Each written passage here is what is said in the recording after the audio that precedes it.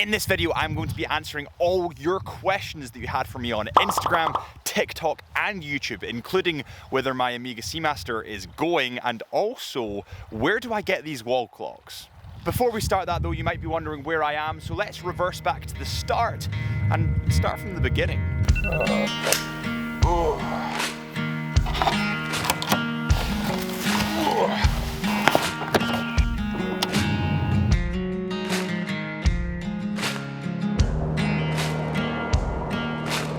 Okay, and that's us pretty much up to date. There's this gorgeous light coming in just over to my right just there. It's absolutely stunning. So I'm gonna get the drone up and all that kind of stuff. But the first question is from G1BOV, and he asks, are you going to Watches and Wonders in 2024?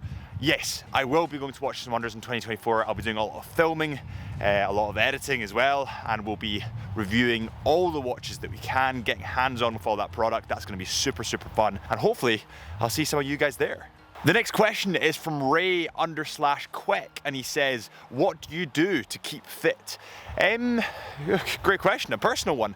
I do a variety of things. I do a lot of Monroes, I do a lot of climbing, I do a lot of running, and I also lift weights in the gym. Having said that, I've had a bit of a dodgy shoulder recently, which has been kind of annoying me. And when I do these exercises, I normally wear my Garmin. Now I know that it's a digital watch and people are going to frown upon the fact it's a digital watch, but you have to admit it's great for logging activities, it's great for keeping track of your fitness. So next up we have a question from Trifon Pashto, or Pashos. I'm really sorry if I get these names wrong, I am dyslexic. He says, will you ever do a review on the new Longines Conquest Central Power Reserve? Yes, I will do a review of that. I've not got it in yet, and also I want to, when I do reviews, I want to wear these watches a little bit more so that I get a more full understanding. You guys know as well as I do, it's never fair to judge a watch just based on getting it on once. You need to wear it for a little bit. So I want to do that with that watch. With that said, it does look stunning. It's kind of gone under the radar and it's pretty awesome. Whoa. By the way guys, see the mountain, the little mountain, I say little mountain, it's a pretty big mountain over to my right. That is the Etive Moor. We call it the Etive Moor here in Scotland. It's in Glencoe. And I thought as we do this Q&A, I'll kind of show you a little bit of Scotland. I'll show you a little bit of my home, because damn, when I'm here, it makes me pretty proud. So this is Glencoe.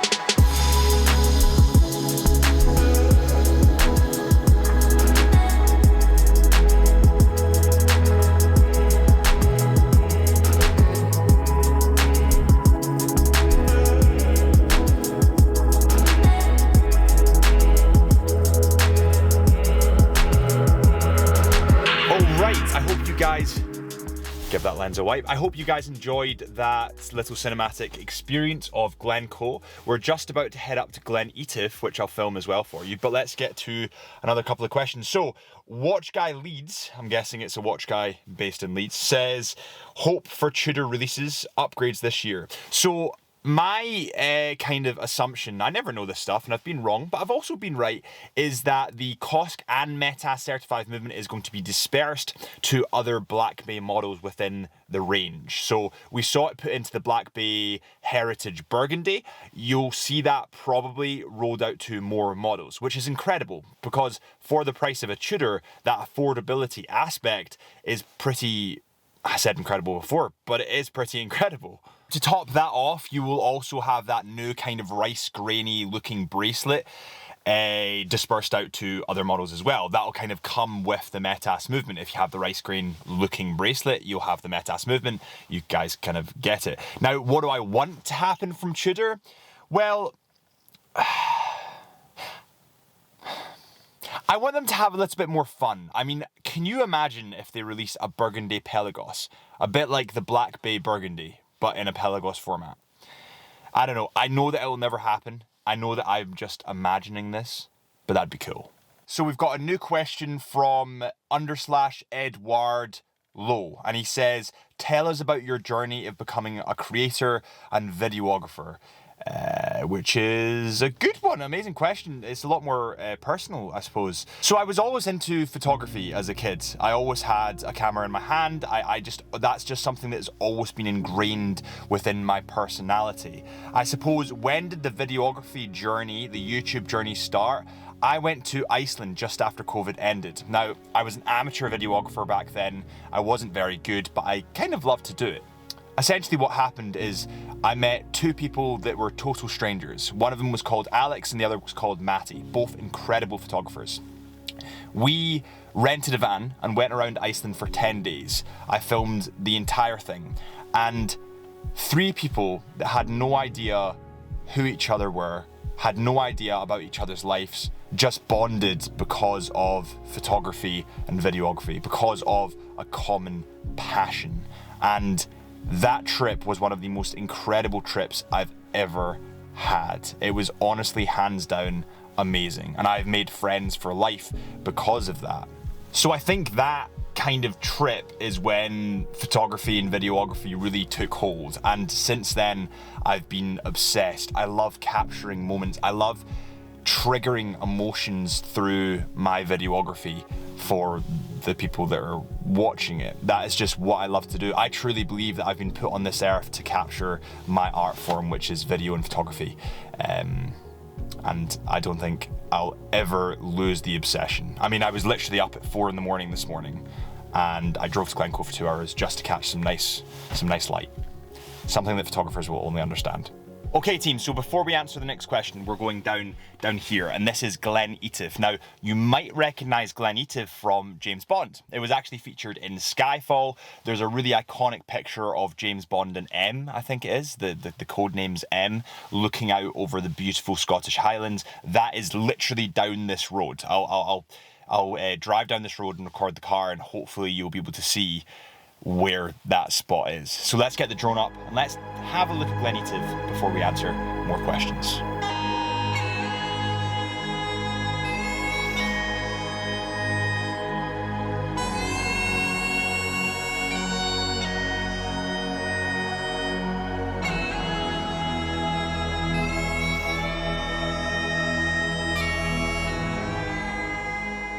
Wow, just take a look at this. This is absolutely stunning. 06 Alex 08 says, what do you think about vintage watches? I love vintage watches. I love watches that tell a story. I think that the scrapes, the marks, the dents that you kind of pick up over time tell a unique story, and that is your story, and that is what vintage watches do. Vintage watches to me are a kind of window into a different time, a different story, and I love that.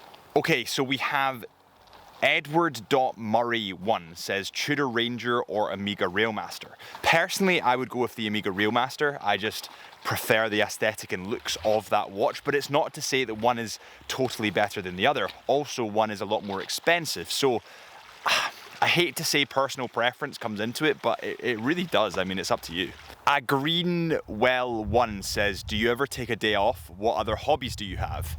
Yeah, it's been a little bit tough for me, I'm not gonna lie. When you love your job and your job is also your hobby, the two lines kind of merge together, and that's a struggle because I in essence work for myself quite a lot as well. So Saturday, Sundays for me, my fun is doing work. It's something that I have to work on. But in terms of my other hobbies, I love doing Monroes, I love doing climbing. It's hard because photography and videography is my life. It's what I love to do. It is my hobby as well as my job. So I struggle to take a day off, I'm not gonna lie. With that said, a good thing in terms of hobbies that's come out is watches, because a lot of the time when I'm researching watches, it's not for work, it's for me. And it's a great avenue to kind of have that release. But let's move on to the next question. Right, next up we have Kieran.Quinn, and he says, first auto watch, khaki automatic or khaki expedition. It depends what you're using it for. I personally aesthetically prefer the expedition, especially with the white dial. However, the automatic khaki titanium, which we reviewed I think in the Dolomites, was pretty amazing. Lightweight as hell, you can see into that movement, it looks super sexy. Will you ever use the compass? bezel as well on the Expedition? Probably not. So it's really up to you, but I'd go with the Expedition. Okay, so the next question is from Aminutilati. And he says, out of all the Hamilton khaki models, which one would you suggest for first time buyers? As a first time buyer, I would go for a mechanical watch, not an automatic, or a manual wind watch, not an automatic. And the reason being is because I feel you have more of a connection with said watch. It's a bit like a manual car. Whenever I used to drive manual cars, I had a lot more fun with my manual car. I had a lot more of a connection. And then you go automatic and you just kind of forget that you're driving. You forget that it's there. You want to know that your watch is there and you want to have that connection. And also it's a little bit cheaper. Okay team, so that was Glen Etive. I hope you enjoyed that little cinematic montage. Let's move on to the next question, which is from Lewis Nicole Wedding Films. And he says, if you could only shoot in one country for the rest of your life, what country would you choose? Scotland. No, seriously though, Scotland is honestly one of the most beautiful places on earth. I've been very lucky. I've travelled around a load of countries. Norway, Finland, Bali in Indonesia, the Philippines, Australia. The list goes on and on and on. And I've never found anywhere like home. And I'm really proud to say it. The next question is from C Lifelens. C Lifelens, he's got my username, my Instagram handle. That's wild. Very well done. I'm HB Lifelens, he's C Lifelens. What's the best video editing software to use? And then he also asks, what is your camera equipment? The best editing software to use has to be Premiere Pro or DaVinci, in my opinion. However, if you are just starting, I just go with the basic iMovie Apple software. Test out, try it out, and then see what you want to do.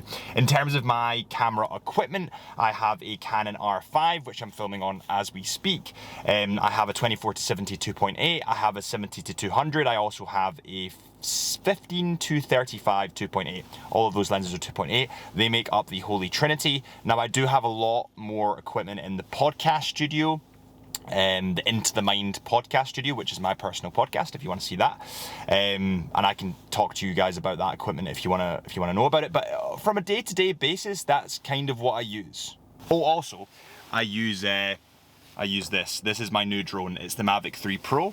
I flew my Mavic 3 Classic here and it just flew away. Like legitimately just flew away. I'll show you guys the map at the moment. It just cuts out and it just went pew, and it was gone.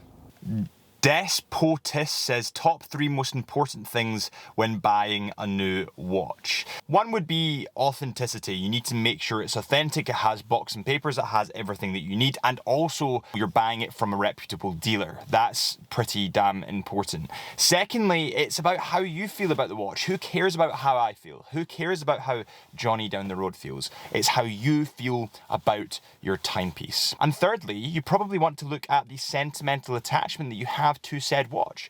Does it mean a lot to you? Does it mark a special occasion? Is it something that won't be forgotten?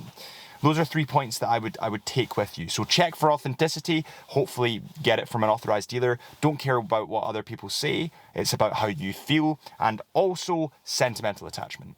We've just parked on the side of the road and just look at that view. It's panoramic. Anywhere you look, it's just wow.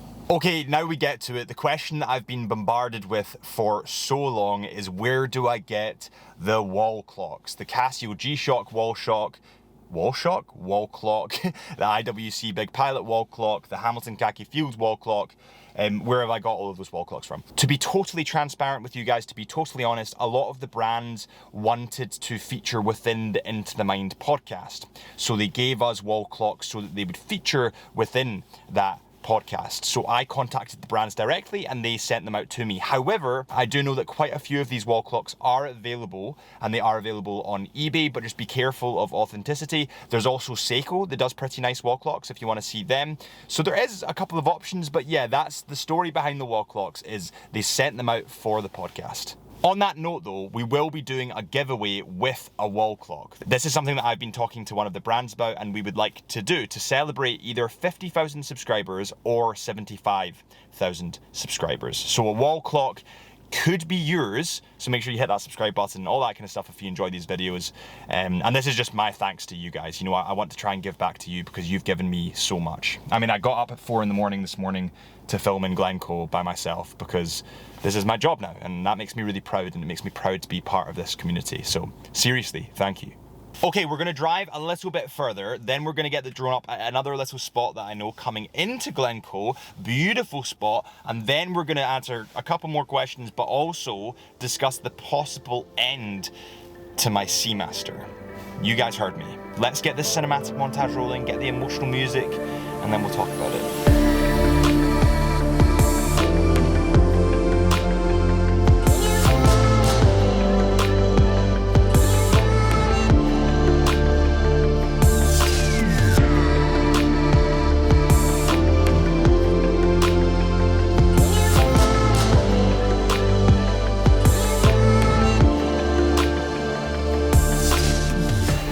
Okay team, so that was up by Rannoch Moor. It's just before you come into Glencoe. I really hope you enjoyed that little cinematic experience there. That's honestly what I love to do. But next question is from Solomon.Shrizada, and he says, thoughts on superclones. Superclones are getting very good. They're fooling even the highest watchmakers. However, you should never ever buy a clone, a super clone, a fake, whatever you want to call it. You should avoid them with everything you have. It's just not a nice place. It's not a nice industry. Honestly, just avoid them. They're not good news, not good products, and they'll fall apart. The next question is from _k.mackush_, and he said, what keeps you motivated? Honestly, my love for watches, my love for photography, my love for videography keeps me motivated. I'm very, very lucky to be in the position that I'm in. I woke up at 4 this morning and was genuinely, I was tired, but I was very excited to go and catch good light in Glencoe. That's something that only photographers and videographers will understand. And also filming for you guys, I think that something that you guys don't see is, although I'm keeping you company at the moment through the screen, you're also keeping me company. I'm talking to someone right now, although I'm not technically. Do you understand what I mean? You know, it goes two ways. This is a relationship, and I really appreciate you guys. So you guys keep me motivated. My drive for photography and video keeps me motivated. The new watches, the cool watches that are coming out keep me motivated. And also just trying to hopefully keep my family proud.